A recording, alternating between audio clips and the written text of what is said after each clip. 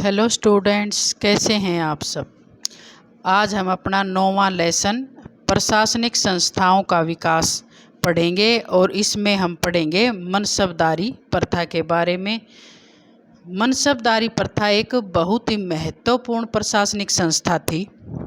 मनसबदारी प्रथा का प्रचलन सबसे पहले मुगल सम्राट अकबर द्वारा किया गया था। मनसबदारी प्रथा पूरे मुगल काल में एक सैनिक तथा नागरिक सेवाओं का प्रमुख आधार थी। मनसबदारी अपने आप में एक बहुत ही विशिष्ट संस्था थी। मंगोलों के भारत आक्रमण पर तथा उनके संपर्क के कारण सैनिकों की भर्ती और सैनिक व्यवस्था के सिद्धांतों का ज्ञान भारतीयों को हुआ, जिसके कारण अलाउद्दीन खिलजी द्वारा दाग प्रथा शुरू की गई, जो मनसब व्यवस्था की प्रस्तावना कही जा सकती है। चंगेज खान ने सैनिक व्यवस्था को दशमलव पर आधारित किया था। सरे खैल के अधीन 10 सवार होते थे और 10 सरे खैल के प्रधान एक सिपहसालार होता था, जिसके अधीन 100 सवार होते थे। मुगल सम्राट बाबर अपनी विजयों में इतने व्यस्त रहने के कारण सैनिक संगठन की तरफ विशेष ध्यान नहीं दे सके थे, और जबकि हुमायूं राजनीतिक समस्याओं में फंसे होने के कारण इस ओर ध्यान देने में असमर्थ रहे। जिस समय अकबर राजगद्दी पर बैठा, उस समय मुगल सैनिक संगठन में बहुत सारी कमियां थीं। सम्राट को कानून व्यवस्था बनाए रखने के लिए अमीरों की सैनिक टुकड़ियों पर निर्भर रहना पड़ता था। अमीरों को दिए जाने वाले वेतन और सैनिकों की संख्या के बीच कोई तालमेल नहीं था। इस प्रकार शासक की स्थिति बहुत ही डामाडोल थी। इसीलिए अकबर ने जल्दी ही यह अनुभव किया कि एक सशक्त और सुव्यवस्थित केंद्रीय व्यवस्था की स्थापना के लिए एक ऐसी प्रशासनिक व्यवस्था की जरूरत है जिसमें अमीर वर्ग को अपनी अधीनस्थ स्थिति तथा शासन के प्रति उसके उत्तरदायित्व की जानकारी हो।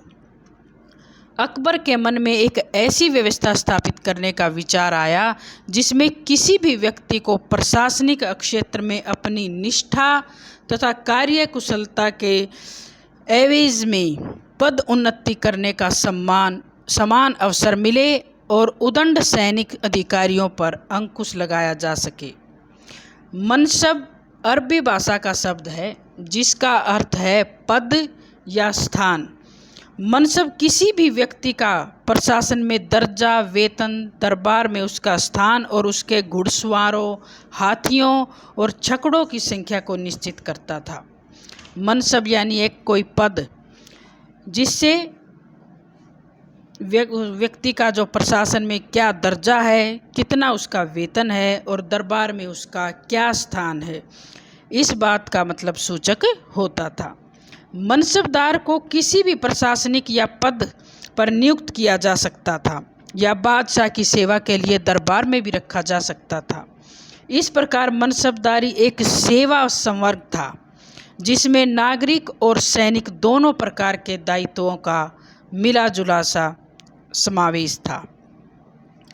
मुगल काल में सैनिक तथा असैनिक सेवाओं से संबंधित सभी उच्च और मध्य श्रेणी के अधिकारियों को मनसब दिए जाते थे, लेकिन मनसबदार शब्द का प्रयोग केवल उच्च अधिकारियों के लिए किया जाता था। मनसब किसी अधिकारी की पदवी का भी परिचायक नहीं था तथा यह भी जरूरी नहीं था कि उच्च मनसब वाले व्यक्ति को उच्च पद पर भी नियुक्त किया जाए। जिस प्रकार राजा मान सिंह के पास 7000 का मनसब था, लेकिन राज दरबार में उसे कोई मंत्री पद नहीं दिया गया था। अकबर द्वारा अपने शासनकाल के 11वें वर्ष से लेकर अंत तक मनसबदारी व्यवस्था के स्वरूप में परिवर्तन किया जाता रहा, जिसका विवरण इस प्रकार है।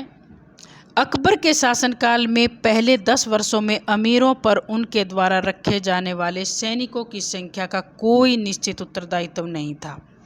अमीरों और अधिकारियों का वेतन मनमाने ढंग से निर्धारित किया जाता था। दूसरा, अकबर ने 1566 से 67 ईस्वी में सैनिक उत्तरदायित्व संबंधी नियम बनाए अमीर वर्ग को उनके सवार पद और प्राप्त जागीर के भू राजस्व के आधार पर घुड़सवार रखने का आदेश भी दिया गया।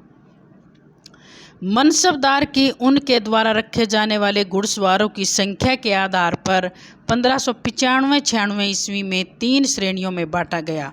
इस प्रकार सवारों की संख्या मनसब संख्या से अलग दर्शाई जाने लगी। 1596-97 ईस्वी के बाद मनसब के 2 पदों जात एवं सवार की संख्या के रूप में दर्शाया जाने लगा। मनसबदारों की नियुक्ति, पदोन्नति और पद अवनति। मनसबदारों की नियुक्ति, पदोन्नति और पदोन्नति संबंधी सभी विशेष अधिकार सम्राट के पास थे।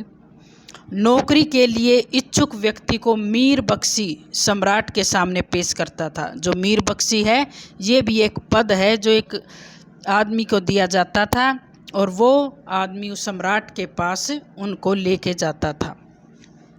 सम्राट इन्हें मनसब देता था और मनसब प्राप्त करने वाले व्यक्ति को जमानत देनी पड़ती थी तथा यह नियम कठोरता से लागू किया जाता था। बिना जमानत के मनसब नहीं मिलते थे। मनसबदार की पदोन्नति का आधार भी सम्राट की इच्छा थी। निरीक्षण के समय जब कोई मनसबदार अपने सैनिकों और घोड़ों से सम्राट को प्रभावित कर लेता था तो उसका मनसब बढ़ा दिया जाता था। पद उन्नति के लिए सैनिक सेवा में वीरता और योग्यता का बहुत ज़्यादा महत्व था। बहुत अच्छे उपहार तथा पेशकश प्रस्तुत करने वाले अमीरों को भी पदोन्नति की जाती थी। इसके अलावा शुभ अवसरों जैसे कि सम्राट के राज्याभिषेक की वर्षगांठ हो, सम्राट और राजकुमारों के जन्मदिन, वर्ष के पहले दिन मनसबदारों के मनसब में वृद्धि की जाती थी। सम्राट अपनी इच्छा से किसी भी मनसबदार के मनसब को कम भी कर सकता था और उसको पद से भी हटा सकता था, यानी कि सम्राट सर्वे सर्वा था। मनसबदारों की श्रेणियाँ।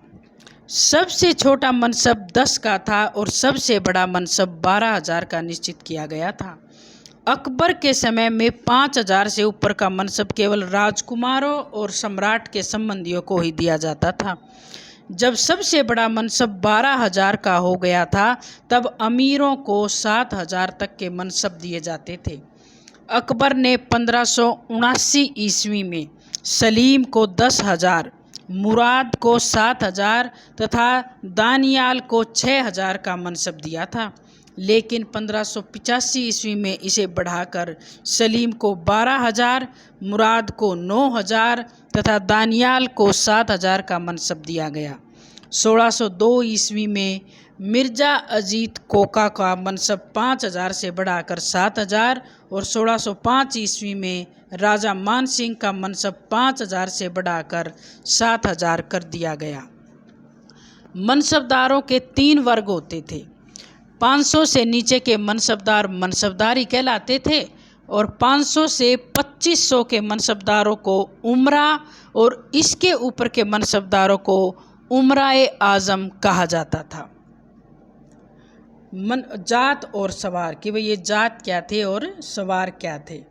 मनसबदारी व्यवस्था में फैले भ्रष्टाचार और घोड़ों संबंधी धोखाधड़ी को रोकने के लिए अकबर ने अपने शासन के अंतिम वर्षों में मनसबदारी व्यवस्था में जात और सवार के 2 पद भी शुरू किए। प्रत्येक मनसबदार को जात एवं सवार 2 पद दिए गए थे।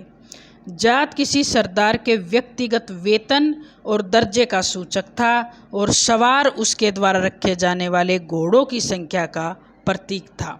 जात यहाँ जाति से संबंध नहीं रखता, बल्कि जात यहाँ उसके दर्जे से भाई कितनी इसके, कई बार हम ये कह देते हैं ना कि भाई इसकी जात के है कि इसने तो अपनी बिल्कुल जात ही दे दी, कोई भी बात हो भाई देख क्या काम किया इसने। तो इस प्रकार से जात किसी सरदार के व्यक्तिगत वेतन उसका कितना है, कितना उसका दर्जा है, इस बात से उसका अंदाज़ा लगाया जाता था। जात दर्जे से यह भी सूचित होता था कि मनसबदार को कितने घोड़े, कितने हाथी और कितने भार ढोने वाले पशु और कितनी गाड़ियां रखनी है। उदाहरण के लिए 5,000 जात वाले मनसबदार को 340 घोड़े, 100 हाथी, 140 ऊँट, 100 खच्चर और 160 गाड़ियां रखनी पड़ती थी। मनसबदारों के वेतन। मुगल अमीर वर्ग राज्य से प्राप्त होने वाले वेतन पर निर्भर था। यह वेतन नकद या जागीर के भू राजस्व के रूप में राज्य को दिया जाता था। जात पद और सवार पद के वेतन का निर्धारण अलग अलग ढंग से किया जाता था। सवार पद के वेतन का भुगतान मनसबदार द्वारा रखे जाने वाले सैनिकों के खर्चे पर होता था। मनसबदार को मिलने वाले वेतन से ही उसे व्यक्तिगत खर्चों पर अपने अधीन सैनिकों का वेतन और उसके द्वारा रखे जाने वाले पशुओं और गाड़ियों के खर्चे की व्यवस्था करनी पड़ती थी। मनसबदारों पर प्रतिबंध, कि मनसबदारों पर वही प्रतिबंध भी लगाए जाते थे। मनसबदारों को शक्तिशाली होने से रोकने के लिए मुगलों ने उन पर बहुत सारे प्रतिबंध लगा दिए थे। बड़े बड़े मनसबदारों को एक स्थान पर ज़्यादा दिन तक नहीं रहने दिया जाता था और जल्दी ही उनका तबादला कर दिया जाता था। इसी प्रकार मनसबदारों को वेतन के रूप में मिलने वाली जागीर को भी लगातार बदला जाता था। प्रत्येक पशु पर एक शाही निशान तथा एक मनसबदार का निशान लगाया जाता था ताकि निरीक्षण के समय मनसबदार आपस में पशु न बदल सकें। खुफिया विभाग भी मनसबदारों की गतिविधियों पर नज़र रखता था। अब है मनसबदारी व्यवस्था के क्या गुण थे। अकबर द्वारा स्थापित मनसबदारी व्यवस्था में अनेक अच्छी बातें थी। हालांकि यह व्यवस्था सैनिक व्यवस्था का प्रतिनिधित्व करती थी, फिर भी इसका कार्य क्षेत्र सैनिक न होकर बहुमुखी था। इस कारण इस व्यवस्था ने प्रशासनिक क्षेत्र के साथ साथ सामयिक जीवन की अलग अलग इकाइयों को भी प्रभावित किया। इस व्यवस्था के जो गुण थे वो इस प्रकार हैं। पहला, मनसबदारी व्यवस्था से मुगल सम्राटों को एक विशाल सेना मिली, जिसके कारण मुगल साम्राज्य का पर्याप्त विस्तार हो सका। और दूसरा क्या था कि मनसबदारी प्रणाली से मुगलों को एक विशाल क्षेत्र में शांति और व्यवस्था स्थापित करने में भी मदद मिली। तीसरा, इस प्रणाली में राज्य की सैनिक और असैनिक सेवाओं को इकट्ठा कर दिया गया था, जिसके कारण सभी वर्ग और क्षेत्रों के योग्य व्यक्तियों की सेना का लाभ शासन को मिला। प्रत्येक पद अधिकारी से आवश्यकता अनुसार सैनिक, असैनिक, वित्त और प्रशासन संबंधी कोई भी काम लिया जा सकता था। चौथा, इस व्यवस्था से मनसबदारों के सम्राट के प्रति स्वामी भक्ति और कर्तव्य निष्ठा की भावना भी बढ़ी, क्योंकि उनकी पद उन्नति और पद अवनति सम्राट की कृपा पर ही निर्भर करती थी। पांचवा, मनसबदारों के अच्छे वेतनों ने विदेशों से अनेक योग्य व्यक्तियों को मुगल सेवा में आने के लिए आकर्षित किया। छठा, इस व्यवस्था ने जागीरदारी प्रथा में अनेक दोषों को दूर करके मुगल प्रशासन को सुव्यवस्थित करने में भी मदद की। अब है मनसबदारी प्रणाली के दोष। हालांकि मनसबदारी व्यवस्था ने मुगल साम्राज्य को विस्तार और स्थायित्व प्रदान किया था, लेकिन इस व्यवस्था में अनेक दोष भी थे। इन दोषों के कारण अकबर के उत्तराधिकारियों के शासनकाल में इसका स्वरूप इतना भ्रष्ट हो गया कि विशाल सेनाएं रखने और उन पर बहुत सारी धनराशि खर्च करने के बाद भी मुगलों को अनेक छोटे छोटे राजाओं और सरदारों ने हरा दिया था। इस व्यवस्था के जो दोष हैं वे इस प्रकार हैं। पहला है, मनसबदारों द्वारा निश्चित संख्या में सेना न रखना और धन का दुरुपयोग करना इस व्यवस्था का सबसे बड़ा दोष था। जांच के समय मनसबदार किराए के सैनिकों तथा घोड़ों को प्रस्तुत कर देते थे। हालांकि इन दोषों को दूर करने के लिए दाग प्रथा विभाग का गठन भी किया गया था, तब भी उत्तरकालीन मुगल सम्राटों के समय में यह व्यवस्था बिल्कुल शिथिल पड़ गई थी। दूसरा, मनसबदार अपने सैनिकों की भर्ती स्वयं करते थे और स्वयं ही उन्हें वेतन देते थे। इस प्रकार सैनिकों की निष्ठा सम्राट के प्रति न होकर मनसबदारों के प्रति होती थी। तीसरा, इस व्यवस्था में अलग अलग मनसबदार अपने अपने ढंग से सैनिकों को प्रशिक्षित करते थे विभिन्न जातियों, राजपूतों, अफगानों, मंगोलों, तुर्कों और ईरानियों के सैनिक प्रशिक्षण के अलग अलग तरीके थे। इस प्रकार की सेना में राष्ट्रीयता की भावना उत्पन्न नहीं हो सकती थी। चौथा, मनसबदारी प्रथा ने अमीरों और सरदारों को विलासी बना दिया था। इस व्यवस्था में मनसबदार की मृत्यु के बाद उसका मनसब समाप्त हो जाता था और सरकार उसकी संपत्ति जब्त कर लेती थी। इस कारण मनसबदार अपने जीवन काल में ही सारे धन को समाप्त कर देना चाहता था, जिससे वह विलासी हो गया था।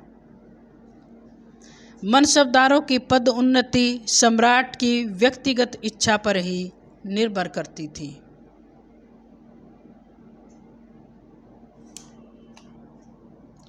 बादशाह की तरह मनसबदारों ने भी धीरे धीरे स्त्रियों और रखैलों को युद्ध क्षेत्र में ले जाना शुरू कर दिया था।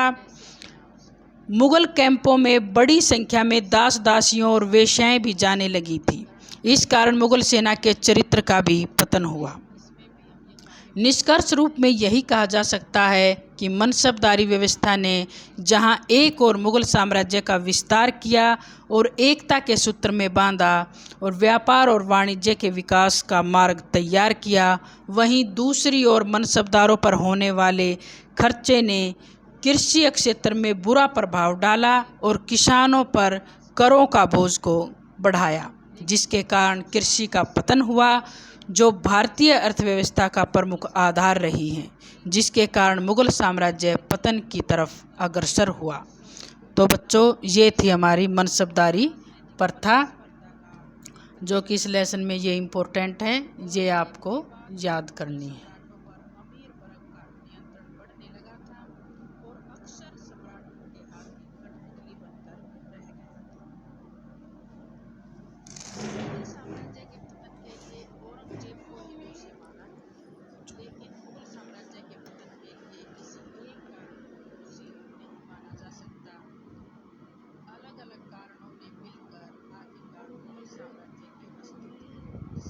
बंद तो नहीं हुई, बनी भी है नहीं, बीच में इसका के राज्य के पतन के कौन कौन से कारण थे। पहला है जागीरदारी संकट।